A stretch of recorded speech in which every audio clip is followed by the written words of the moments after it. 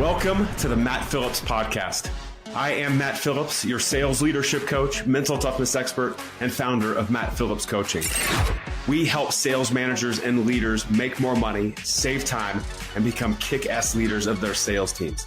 And that's what we're here to talk about on this podcast. We are here to give you the tools and tactics to build a well-oiled sales machine and teach you the mental toughness skills so you can show up confident, focused, emotionally in control, and ready to energize your team. It's time to talk sales leadership and mental toughness. Let's get into today's episode.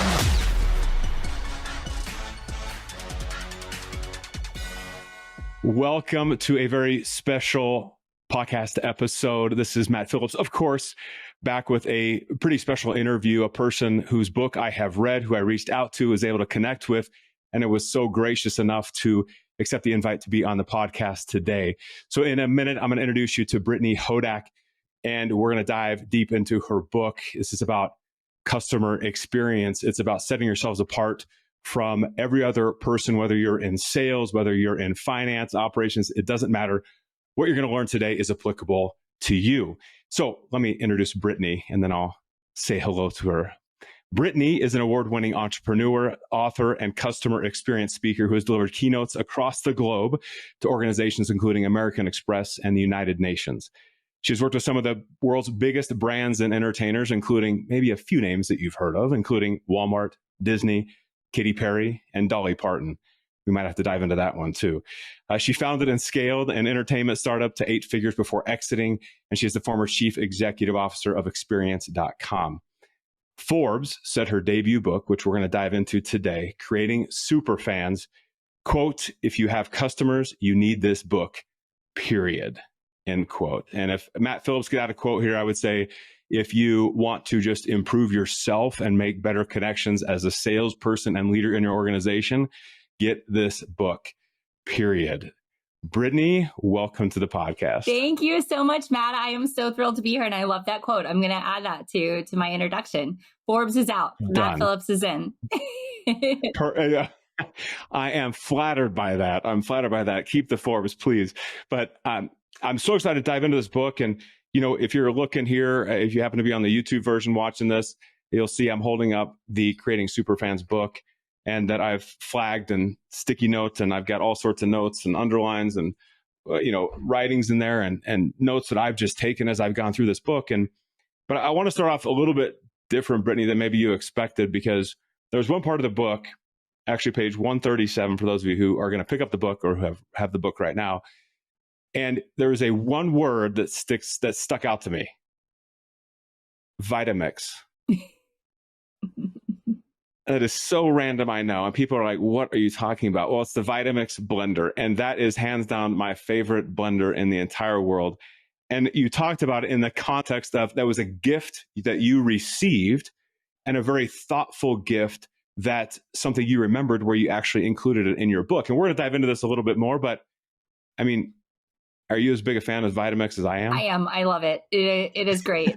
Yes. And it's funny, I include that story in the book. That was a gift from probably the best gift giver I know, which is appropriate because he owns a company called Giftology. And he wrote a book called Giftology. His name is John Ruhlin. But sort of the purpose of that story was to talk about how if you are intentional with the gifts that you give, you can make an incredibly large impact. And it doesn't always have to be a $400 blender. You can create a huge impact when you send a thoughtful gift for someone's kids, for someone's family. I received a gift yesterday from a gentleman named Chris. I did a book club project with him, and he sent special dog treats because in the dog, in my book, I talk about how my dog Bear has a really sensitive stomach, which led to this experience with Chewy. Yes. And he sent a note and said, my dog also has, really, really sensitive stomach, tons of GI issues. These are the only chews that Chip can have. And Chip hopes Bear and Bandit love them as much as he does. And so being thoughtful, showing somebody that you've connected either something that you know about them or you suspect to be true about them to your story in a way that shows that you're paying attention. Yeah, it's just wonderful. And these are the important things. We're going to dive deeper into that, Brittany. But these are the sorts of things that I think just as leaders in organizations that sometimes we don't take enough time thinking about and analyzing, understanding the impact it has. not only from an external customer perspective, because that's typically where our mind goes, especially from sales, right? Of like my prospects, my clients, all that sort of stuff. But, we have internal customers too, just the people we cross paths with every single day. And I really want to dive into this, but, before we go there, tell me a little about how did you get into just the CX world, the customer experience world, and what led you to ultimately make the decision to write this book? Well, I got into the CX world totally by accident, to be completely honest. I think I was probably absorbing a lot of it as a kid because my dad managed a restaurant when I was really young. And then he worked at a car dealership and he was the customer service manager. And I remember as a teenager going in and, seeing the stuff that he was doing and all the marketing and promotion and just thought it was so cool. And he always instilled upon me how important it is to take care of your customers no matter what. And I have a couple stories in the book about being on the customer end of interactions where stores would make my dad mad and then we just couldn't spend money there anymore. We weren't allowed to shop at Sears from the time I was 8 years old because they wouldn't sell my dad a lawnmower. And so he was constantly banned. Took back his Craftsman tools, right? He did. Wanted to take back all of them. It was we had to cancel the catalog subscription, everything. And so I think that probably was shaping my future unbeknownst to me, sort of in the background, because what I always wanted to do was work in the music industry. And I grew up in Oklahoma. I was I cannot wait to move to New York or LA and work at a record label. I got my first job as a radio station mascot when I was 16. I thought it was the coolest job on the planet because I got to be the radio station and hang out with all the DJs and get free CDs. And then that turned into an almost unbelievable opportunity a few months later. So my maiden name was Jones. And when I had been at the station for a few months, the station manager just came in one day and said, I keep seeing ads on TV for this movie called Bridget Jones' Diary. And we have a Brittany Jones. It seems like we should do something and call it Brittany Jones' Diary. And I said, well, I could just interview all the bands that come to town. You're always talking about trying to get more people on the website. What if I just sort of interviewed the bands? And that was my diary. And she said, oh, that other movie, that Almost Famous movie. Yeah, that's a great idea. We should do that. That movie's starting to get a lot of Oscar buzz. So all of a sudden, as a 17-year-old kid, junior in high school, it became my job to hang out with rock stars and brag about it on the internet, which that's kind amazing. Of spoiled any chances of me ever having a real job. But it also gave me this acute awareness to the concept of fandom and why some bands that I loved would go viral and other bands that I loved would go away. And I started, looking for all of the clues that I could about why some went one direction and others went the other, because I realized it wasn't always the talent of the artist. It wasn't the quality of the single. It wasn't the marketing budget that the label had set aside. There was something else. And I just couldn't put my finger on it. And then I finally figured out it was the fan engagement. It was the artists who are best connecting with their fans. They're taking the time to talk to them at the merch booth after the show, or actually, talk to them at the meet and greets or address them from stage. They're connecting their story to those fan stories so that the fans want to come back and see them again. They want to buy the album. They want to wear the t-shirt. And so I really started digging into the psychology of fandom and the role that it plays in making people feel connected to something in a way that they are no longer indifferent about it. It's so fascinating. So first of all, best band interview. Oh my gosh. What would you say is your top? I mean, of all time, or when I was a teenager? Because of all time, I'm going to have to say Dolly, just because I love her and she's amazing. And I had the privilege of getting to work with her on multiple occasions. So just from a personal standpoint, probably Dolly. When I was a teenager, gosh, I don't know, probably the Goo Goo Dolls or somebody like that. It was early 2000s. She had some big time bands back then. Oh Third my Eye gosh. Blind and Matchbox 20 and all of them. That's amazing. Going back to when you were a teenager, when you started interviewing these bands, because that to me is a customer experience, right? So you come in, you play, but to be able to be part of a simple thing of interviewing them to help spread their message, create kind of foster that fandom, if you will, like you said, did that resonate really well with them? Was that like were they like, oh my gosh, I'll do that in a second? Like, what was their reaction when they're like, oh, we want to interview you? So it was so funny because I mean, I was a kid, right? Like I had braces. I weighed like 100 pounds. Like I would show up and you could tell who did a better job of sort of like containing like what they wanted to say versus being like, who is this kid? Like, what are you doing? But most of the artists and their publicists and their labels were incredibly gracious, treated me very well. The interesting thing was that, this was like I said, like late 90s, early 2000s, like nobody was doing stuff on the internet. This is before like blogging was a thing. And my radio station was owned by, it was then Clear Channel. It's now iHeart. But so Clear Channel started syndicating some of the interviews to the other stations. So it was no longer just living at, my radio station's website, but it was elsewhere. And so I started getting emails from publicists and marketing managers where they had included my recap in the marketing report with the label between like a People magazine interview and a Rolling Stone interview, just because there like wasn't that much else back in the day. And so it really like worked to my advantage. And then of course, like Almost Famous became, one of the like biggest movies of all time for people who are in that world, right? Like artists on the road. So, I would hear that everywhere. They were like, oh, you're like the kid from the movie. But, I was like, but like, fine, That's like incredible. if you're gonna make all the jokes you want, like I'm sitting with my favorite band in the world on your tour bus, like before I'm about to go have like backstage passes to like watch you play from the side of the stage. So yes, it was really cool. It was a lot of stars aligned. I have an older brother who's 5 years older than me, which was great because he could drive me wherever. And for him, it was a sweet deal because he got to like, get into all these shows and go backstage and meet all these bands. And for me, it was great because there's no way my parents would have let me drive to, Oklahoma City or Dallas or Tulsa or Little Rock or like wherever to see these bands. So it was a lot of fun.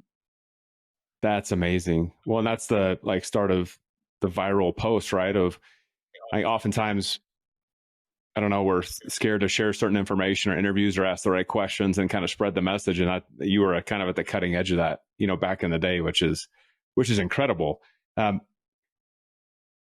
One thing that I want to dive into, and we'll put links to the book and all the show notes and stuff like that. And I highly recommend the book. I want to dive into a couple of different areas. One is just the definition of a super fan, because I think this is important. I actually have my notes written in here because I did it in the Matt Phillips way of like, okay, here's how I would describe it.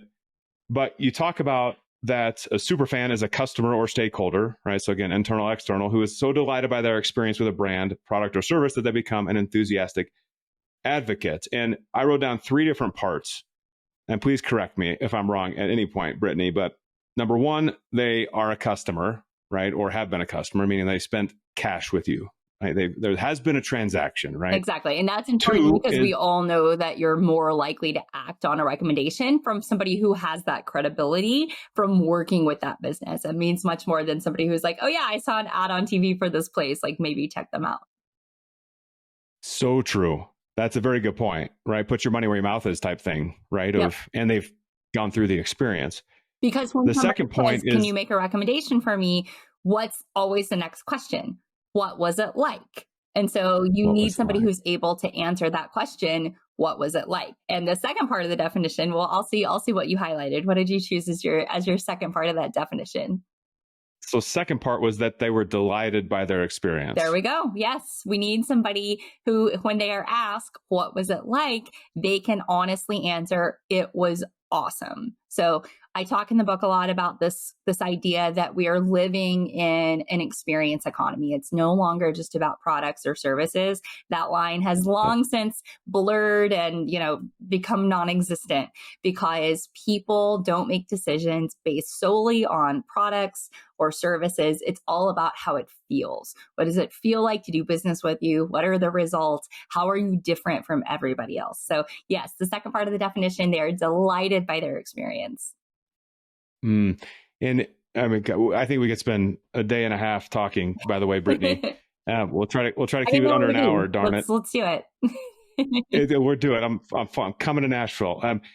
And the third part is, and then because they were a customer, delighted by their experience, and then ultimately they transitioned to becoming that enthusiastic advocate. Yes. Right. And based on how you nurture and build that relationship and things like that. So it's those three pieces is what I kind of notes I took of.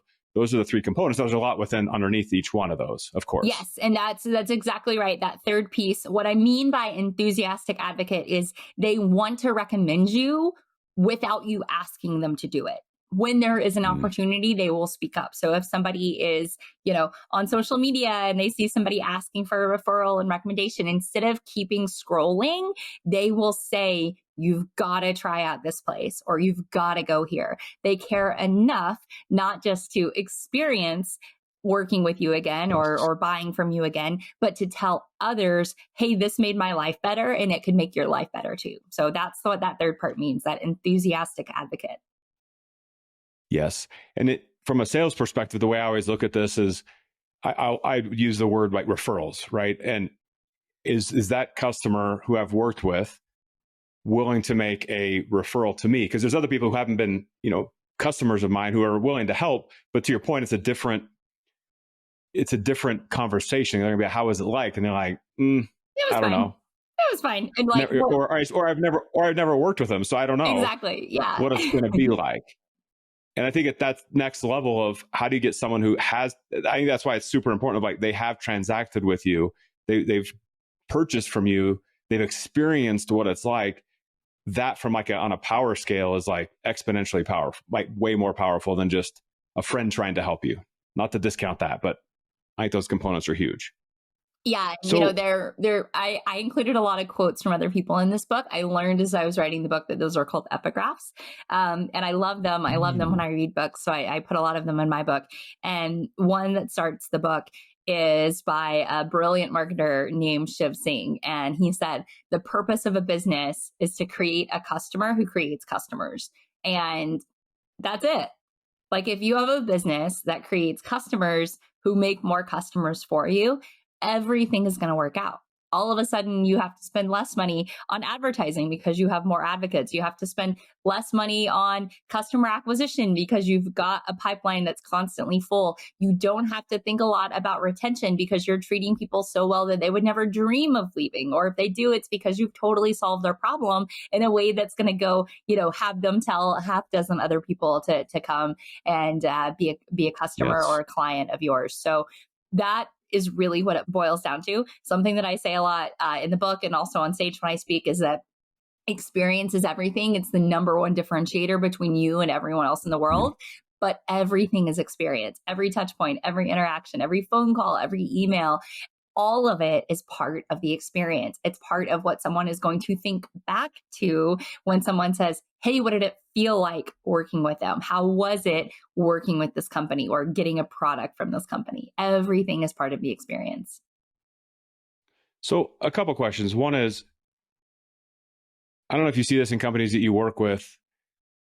Time is the biggest issue I see that especially salespeople are dealing with, like not having enough of it or feeling like I don't have enough of it. And when I'm talking to, people about leadership, it's like, okay, how much time are you carving out to think about leadership, to think about these sorts of things, right? And this concept of pausing before taking a step forward, and the pause could be a millisecond, but at least you paused and thought through. What tips do you give like leaders around this? Because I think that's a huge issue I see of like, how do you have that intentionality and have that mindset of like everything's an experience? What tips do you give? Well, there's a few tips. I would say the first one is internally with your own teams, because something that is true at every organization of any size is that your customers are never going to be more engaged than your employees. Apathetic employees create apathetic customers. You cannot take someone who hates their job, who's being yelled at, who doesn't feel appreciated or validated, and then put them in front of your customers in any way, whether it's, behind a desk at a retail store or behind a chat bot or an email. Like, it doesn't work. So that's the first part I would say is, as leaders, you have to model the behavior that you want your customers to get from those employees within your care, because your CX is never going to be better than your EX. That's the first part. And the second part that I would say is, particularly in sales, and that's, I know what you ask about, I think a lot of times people find themselves in leadership roles that they never planned to have and maybe don't even want to have. Like, they were individual contributors who, by virtue of how great they were at being an individual contributor, they were like promoted up, and now they find themselves with a team. It is okay to, it's okay to say, I don't want to be a leader. I would be much happier in my life and in my business as an individual contributor. So that's one thing that I would say. The second thing that I would say is,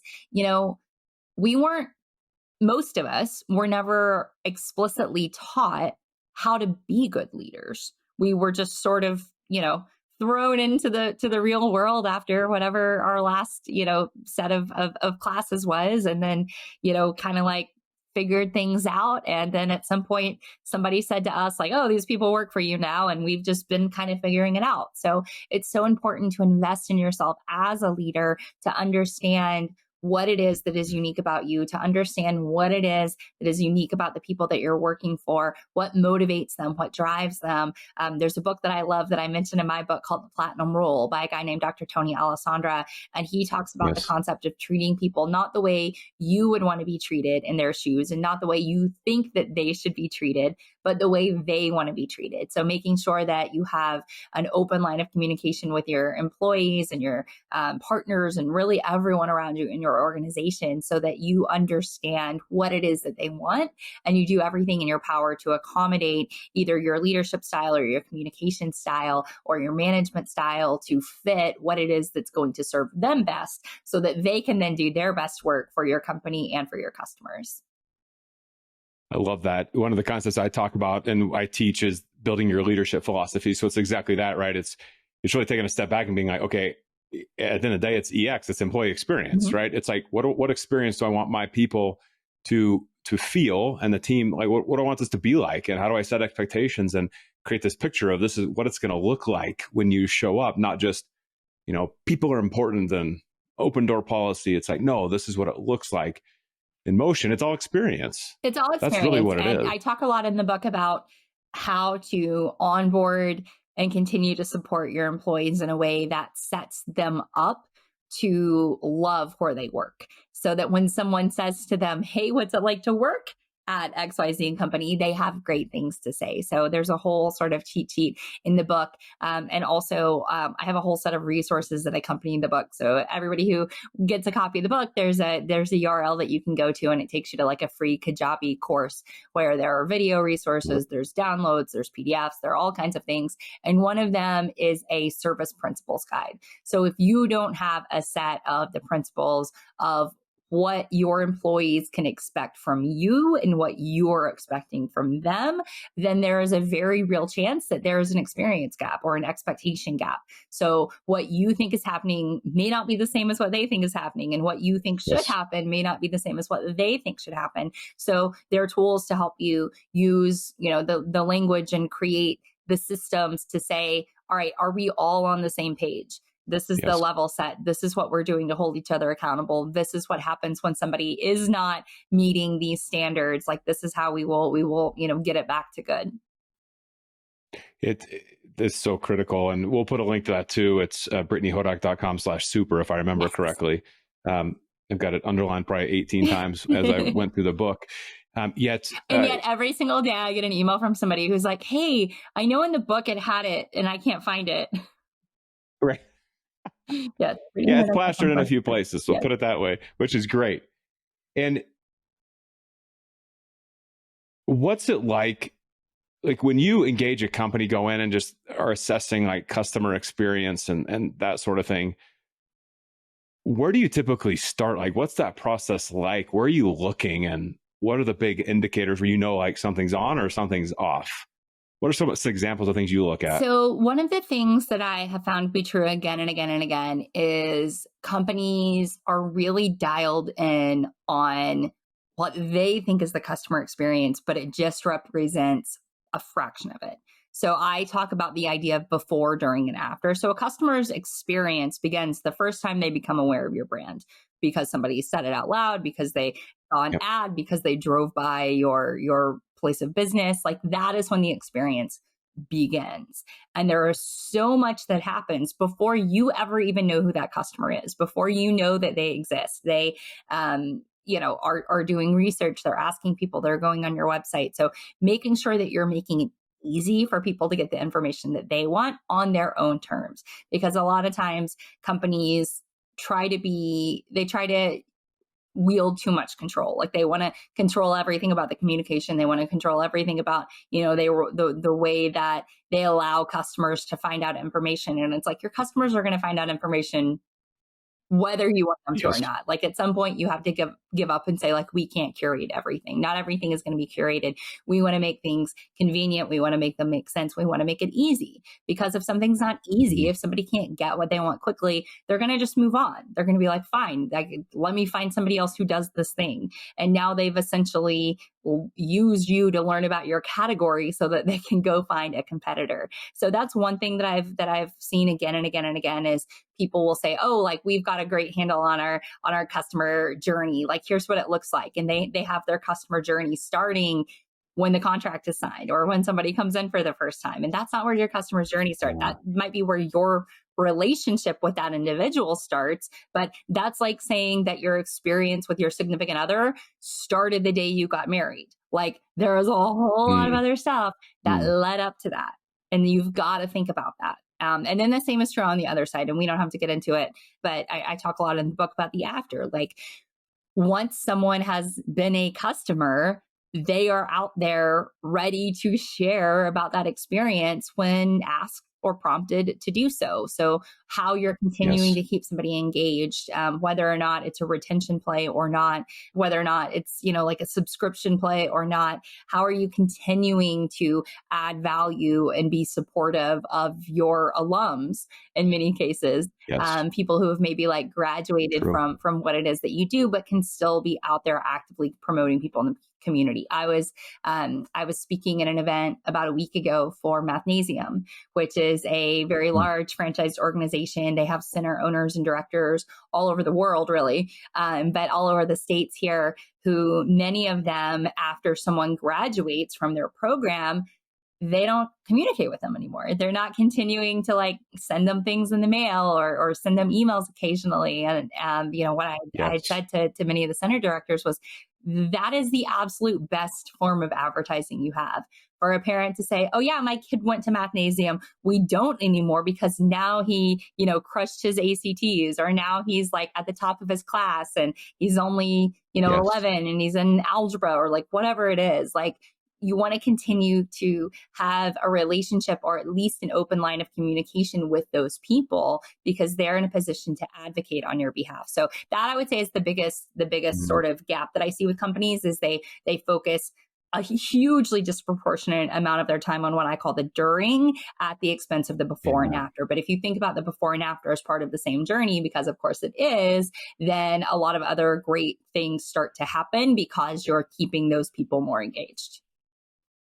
Hey, everyone. Wanted to take a quick break from the podcast to tell you about a new cheat sheet that is available for you. Now, one thing we believe is that if you're going to be the most effective sales leader possible, you have to know your numbers. And there are all sorts of metrics that we can track, that we should track, that sometimes we feel like we should be tracking. And that's why we put together the sales metrics cheat sheet. It is a list of all the metrics that you should consider, ultimately taking that list and boiling it down to the key metrics that will make sure you are staying on track and give you indications when you are off, not only from a sales perspective, but from a leadership perspective as well. Head on over to mattphillipscoaching.com/metrics. Download that cheat sheet today so that you are that leader that knows their numbers inside and out. Now, back to the podcast. Love that. And it's hitting me like square in the eyes right now, right? Because in my business, right, it's that before, during, and after is critical in everything that I do. And, before, it's like when they come to the website, okay, that's the way they're experiencing me without knowing me, right? Or they go to my LinkedIn page. That's the way they're experiencing me without knowing me yet. And then to be able to go to this podcast and listen. And I just got an email yesterday, Brittany, or 2 days ago, excuse me, that from this gentleman, president of a company, who said he heard me on another podcast and started checking out my website, listened to 3 of my podcasts, which really resonated with him. And now he reached out to do work. And it was really interesting for me just to sit back for a minute and be like, oh, wow, that before part, I had no idea who this guy was. No idea. And yet this whole time he is out there in my world, fudding around, like looking at the different things that ultimately led him to reach out to me. Yeah, and that doesn't happen always. Happens all the time. And I've seen estimates everywhere saying between 30 all the way up to 90% of a customer's journey in a sales process happens before you ever know who they are. And so, not to discount account-based marketing and all of the things that people do, but the reality is people don't want to be sold to. People want to discover the solutions that are best for them. So you need to make it easy for people to do the research, to discover as much about you as possible, to make it easy to say, here's what it's going to feel like to work with me. Because as consumers, we tend to think that the way we see anything is the way everything happens, right? It's like why you don't want to eat at a restaurant when the floor is dirty or the bathroom is dirty. Like you assume that the things that you can't see are playing out the exact same ways the things that you can see. So if as a business owner, somebody is like, oh, it's so hard to get information. Like, why can't I find their phone number? Why can't I find their email address? Why is everything like behind a, landing page that's like, this is going to change your life? And what do you assume? You assume, well, if this hard just to like try to do business with them, it's probably going to suck even more like once I write them a check. And so that is something that's critical to understand, is that you're showing people what it's going to be like to work with you before they do. It's so interesting. And I don't think I mentioned this to you, but the way I found you was my business coach told me about your book. He said, you need to read it. And I said, okay. And so I went and literally bought it as soon as I got the text from him. Bought it, it delivered, I read through it. And I knew as soon as I read through the book, I'm like, I have to reach out and see if Brittany's willing to come on the podcast. And again, it was even coming to this point, I experienced you through a referral from so you have a super fan, by the way, that you don't know. I was going to say, you'll have to give me all of his information after we talk. I want to reach out to him because I hear that a lot, and people will be like, oh yeah, like you must know this person. And I don't, and I'll trace it back like 3 or 4 steps. And then somebody's like, no, I just saw your book at the airport and thought the colors were cool and wanted to know what it was all about. Yes. Yes. So it's super interesting. But to your point, like I experienced you before. Now we get to this point, call this the during process. And then I hope we keep in touch for a long time, because I'm going to, again, fly to Nashville and we'll spend like a day and a half talking about this stuff, but in depth, like we said earlier. No, I'm kidding. But I think that's such an important point. Like I talk to clients all the time. And from a sales perspective, it's just that pause for a minute and be like, how are they experiencing you through these different ways that they can show up through the website, through the LinkedIn page, through maybe your Facebook or Instagram or whatever, wherever you're at or wherever you're attempting to reach out to clients, right? Even I have a lot of companies that, even though they're in the construction industry or financial services industry, they'll have like podcasts. And I take a step back a little bit. And I'm like, okay, maybe that's a great thing. I'm not saying it's not. Is that a good way for them, to your point, to experience you, to lead them down the path to want to keep getting to know you, and then hopefully, ultimately get back to becoming that super fan, that advocate over time? Yeah. And it's also, I find that so many, particularly entrepreneurs, like this probably goes wider than entrepreneurs, but like definitely entrepreneurs are multi-passionate. Like you have a bunch of different things you want to focus on, a bunch of different things that excite you and give you energy. And I have had to really focus on not straying too far from what is my lane, because for years people would introduce me and they would be like, this is my friend Brittany. She has a startup and also a charity, and also she writes for all these magazines, and like she interviews all these fun people. And it was like the introduction took like 45 seconds. And by the end of it, the person was like, wait, so do you have a job or do you not have a job? Like, I'm so confused. Yes. And so even like with podcast appearances, like I will have people who are like, I love the book. And, customer experience is pretty broad. So I can talk about customer experience to a lot of industries. So like I've been on shows that are for people who have Pilates studios and massage studios and, all kinds of like very niche audiences, but always talking about customer experience because that is my lane.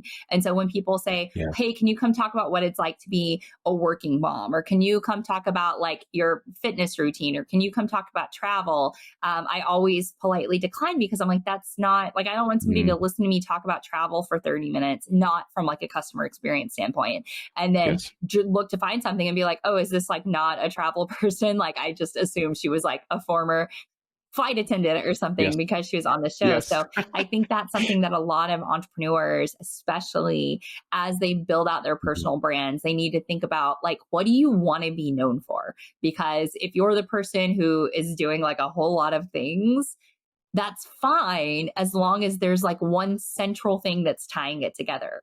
Otherwise, it is just, it's like a snowflake rather than, having all of your energy being focused in one direction to like go far. You're like going out from the center into a whole bunch of different directions at the same time that might look really pretty, but also isn't like going to be particularly helpful in terms of momentum if you're trying to get to a destination that's like down one road.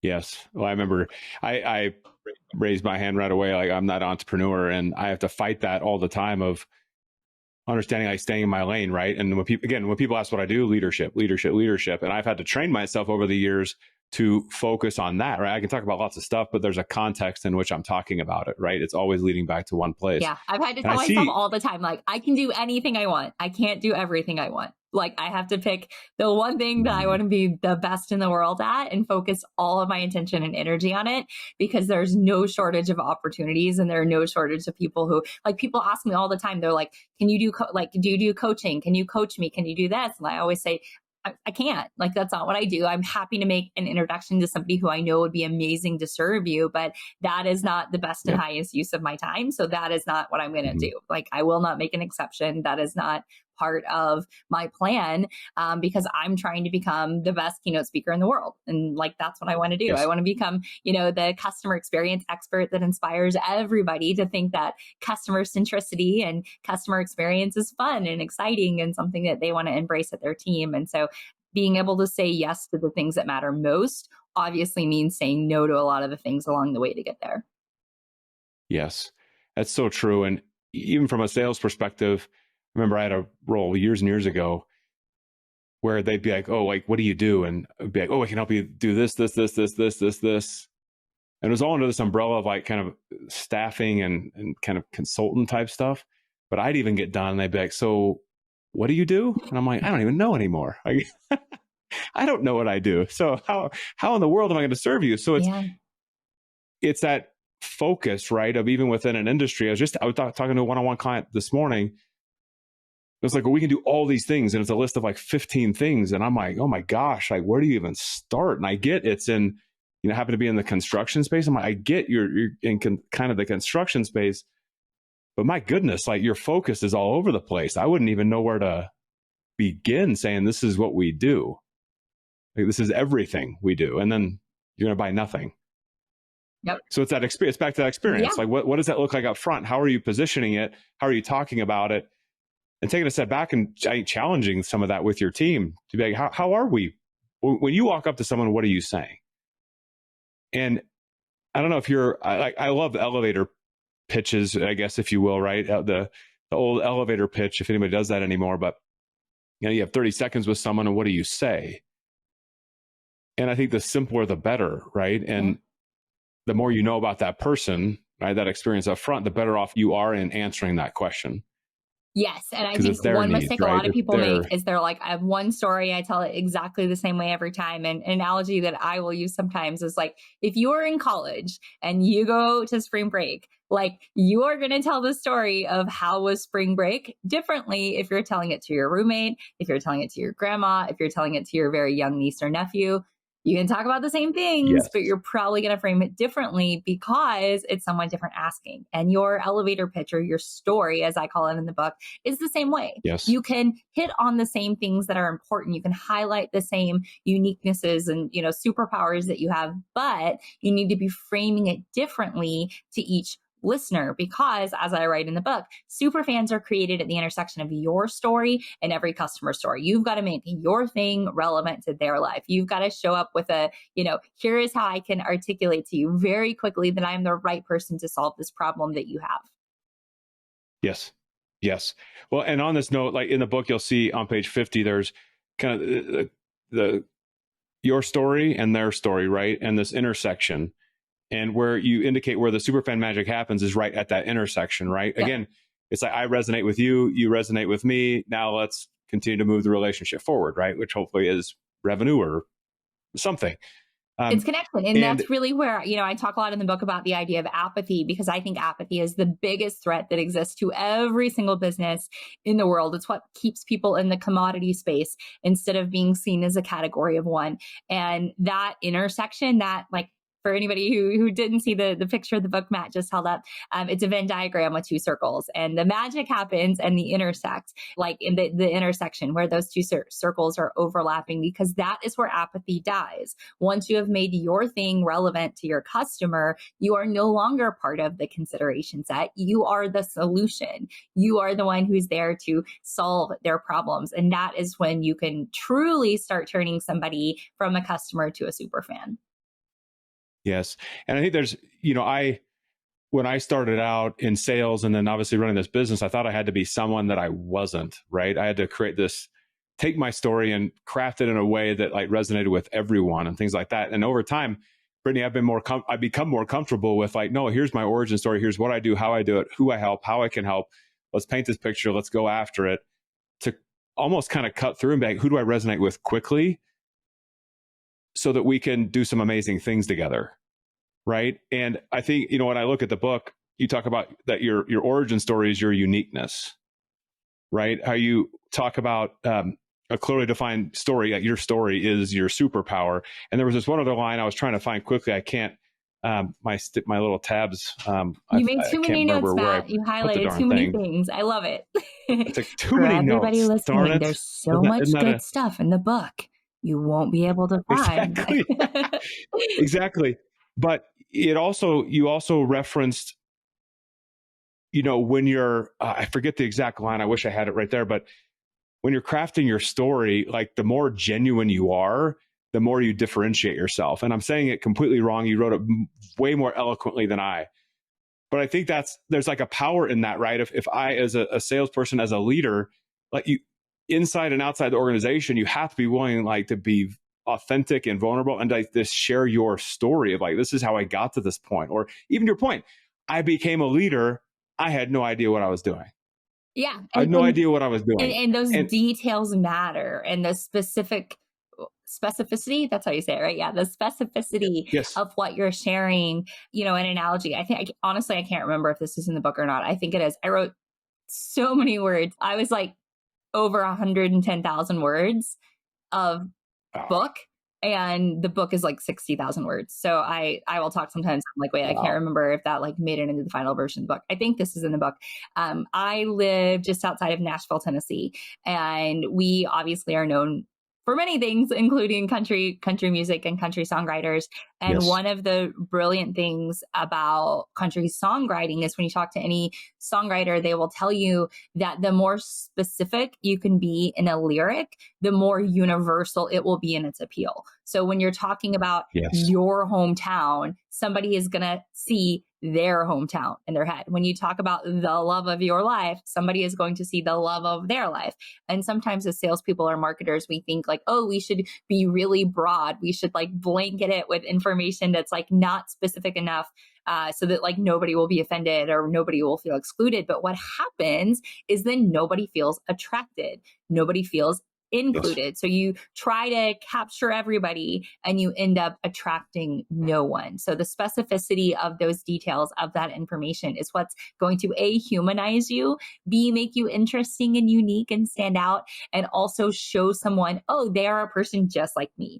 They are someone who has either walked the path before me that I want to walk or helped other people get there. I should reach out to this person. You're differentiating yourself from everyone else in the world who does either exactly the same thing that you do or something similar enough to what you do to where they would be in the same consideration set of whoever that prospect is that you're trying to attract. Yes. And I love that. I think about, I've had so many comments over the years of just like the experience that you went through that you talked about really resonated with me. Or even in sales, like the experience, like, oh, I've been there. Yeah. And let me tell you a story about that. And just being, to your point, personal about it and saying, this is like, I've been there. And at least I'm a big believer of like, I'm not this, like, there is no perfection. I'm not perfect. I hope people don't hire me because they're expecting some sort of perfection on this end. But it's like I've done it. I've walked it. I've screwed up. We'll continue to screw up, but we can pivot quick, right? And learn from my mistakes type stuff, right? Yeah. And I'd love to help you screw up less. Yes. Screw up just a little bit less than like me. You can screw up just a little bit less, or I can help you fix your screw ups just a little bit faster. Yes. And it's like when I'm working with sales leaders, it's like, just learn these things that I didn't know like earlier than I learned them. Right. Or, we were talking before the podcast started of I always have an athlete side of my business. So one of the things I'm just passionate about is working with especially high school athletes. Right. And what I tell them every time I talk to them is just, I didn't understand leadership. I didn't understand the mental toughness stuff. I didn't understand that when I was coming up through high school. And I learned it, yes, eventually as I got into college, I played professionally. Great. Learn it now. Like get it like 8-9 years ahead of me. And it's a game changer for the rest of your life. But it's that personal side, right? I could walk into a room and be like, I'm the best at customer experience and leadership and do all this stuff. And, nothing's wrong on this side, but people don't connect with that. Yeah, people don't connect with that. And people are also very suspicious of that. Like, none of the smartest people that I know have ever told me how smart they are. None of the most creative people I know have ever told me how creative they are.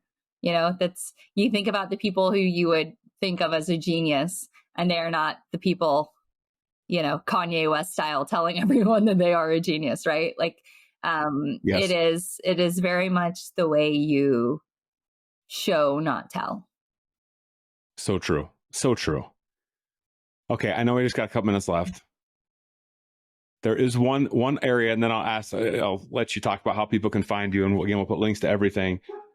But the one thing that really stuck out to me too, and we've touched on it a little bit right at the beginning with the Vitamix blender, but I want you to talk a little bit because I am such a proponent of just personalized gifts. Again, it's that experience, but it's next level. And I always tell the story of, and sorry for those of you who can't see this, if you're not watching the YouTube, you're listening to the podcast, but I'm holding up a Magic 8 Ball, and I just wanted to show Brittany my Magic 8 Ball. And we've all seen these, right? And shake it and say something, and it says, oh, not likely, or like, you got it, or whatever it says. This gift I got was from administrative assistant of this, basically head of sales of this massive company. And there were weeks upon weeks upon weeks where we had a meeting set, and she would help me set it with this individual. And literally 5 minutes before every call, like for months, he would cancel at the last minute. And so she and I would get on the call, and we built this relationship, and we kind of joke and laugh about it and all this sort of stuff. But one day, Brittany, this package shows up from Amazon at my door. And I open it, and it's a Magic 8 Ball. And I'm like, what? Like, who sent this to me? And it was this woman who said, and her little note was, next time we set the meeting, shake this so we can determine if the meeting's going to happen or not.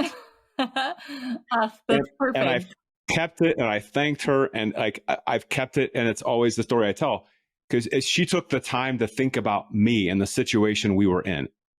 So you talk about it in the book, but can you just talk for a minute or two about like just the importance of like, that's next level, but talk about that a little bit if you would. Yeah, of course. I love that story. That's such a great story. And I've heard so many stories like that from people who got a gift that cost $8 or $10 or $12 or $15, and they've kept it for decades in some instances. And so when you're giving someone a gift, either, in your professional life or your personal life, what you're really saying is, I care about you. I get you.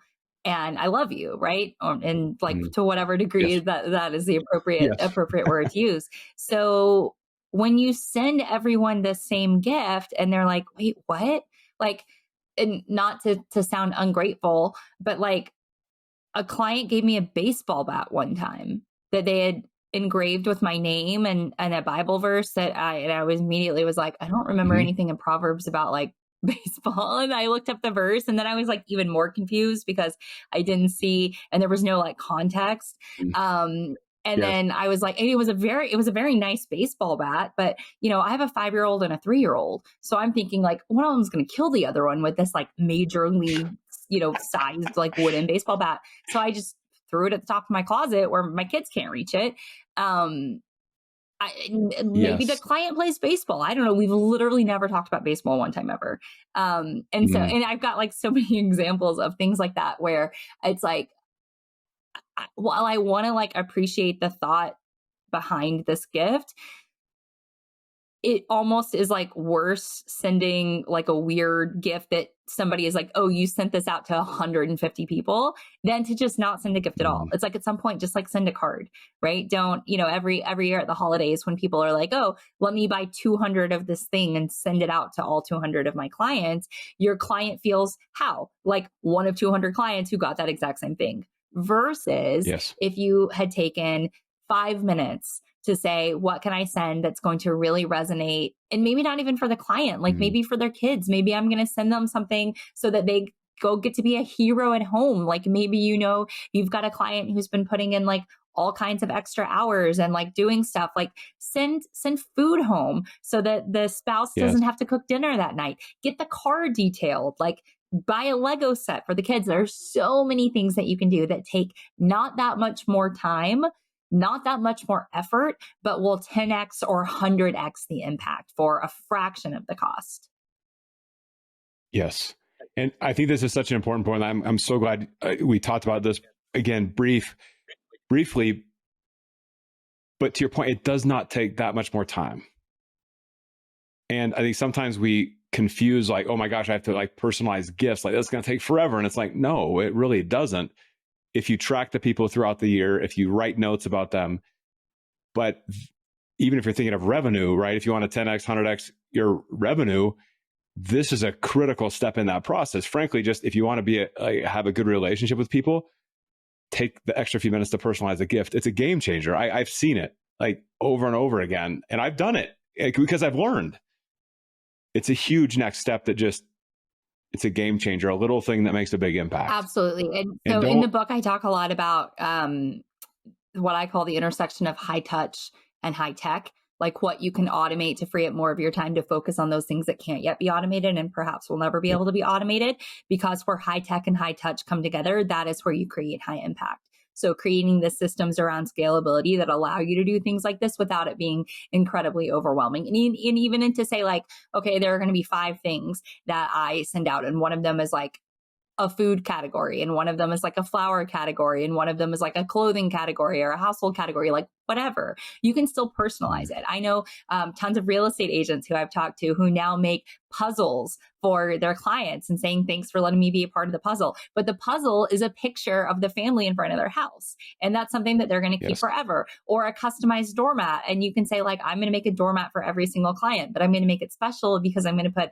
a picture of their family on it, or like the 2 sports teams that they love, or some sort of fun saying, or I'm going to make it look like a Nintendo controller, or like whatever. So you can pick a few things to where it's not incredibly overwhelming or expensive or time consuming, and still create customization and personalization within those guardrails that you've set.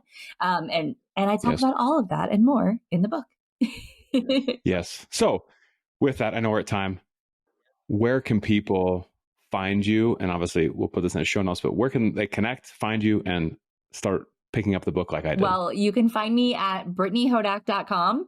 And luckily, when I married my husband, I won the SEO lottery. I went from Brittany Jones to Brittany Hodak. So I'm at Brittany Hodak on like every social platform. There was no other competition. So you can find me at Brittany Hodak on wherever you like to get your social media these days, or BrittanyHodak.com. The book is available wherever your favorite books are sold. You can get it at your favorite local indie bookstore, Books A Million, Barnes & Noble. It's also, of course, available at Amazon. You can get the hardcover edition, which is beautiful. You can also get the audiobook that I narrate or the ebook version. Brilliant. Again, please go check out the show notes. And I can't emphasize the power of the CX, of the customer experience, internal, external customers, and just taking time from a leadership perspective, I believe it's our jobs to take a step back, to utilize resources like creating Superfans, to understand the before, during, and after, and to make sure that we're thoughtful and intentional about those steps that we take, and carving out the time to actually think through those things. So this book is a fabulous resource. I highly recommend you pick it up and go check it out, and connecting all the free resources, BrittanyHodak.com/super. Go check out all the free resources, follow Brittany. And I just thank you so much for taking the time, Brittany, today. I can't wait to meet you in person one day. Darn it, I'm going to make it happen. Yes, we're going to make it happen. And just thank you so much for being part of the podcast today. Thank you, Matt. It was such a fun conversation. I appreciate the opportunity to get to talk to your audience. So thank you for having me. Thank you for listening. And don't forget, your brand is not your logo. It is every single one of your employees in every interaction with your customers. That is what your brand is. That is what you will be remembered for. So you better make sure your employees know that too. Brittany, thank you so much. We'll talk soon. Thank you for joining us today on the Matt Phillips Podcast. If you are like us, we know that you are here to do great things, to become the sales leader that makes things happen and drives big time sales results. We know you have that big vision, and we are here to help get you where you want to go. We're here to help you develop that unstoppable, rock solid leadership skill set and help you train to master the one true differentiator: mental toughness. We would love to be part of your journey. So if you are ready, head over to mattphillipscoaching.com and check out the ways that we can help. As always, please share this episode and make sure you subscribe by clicking the button below. Thank you again. And now, go crush the day.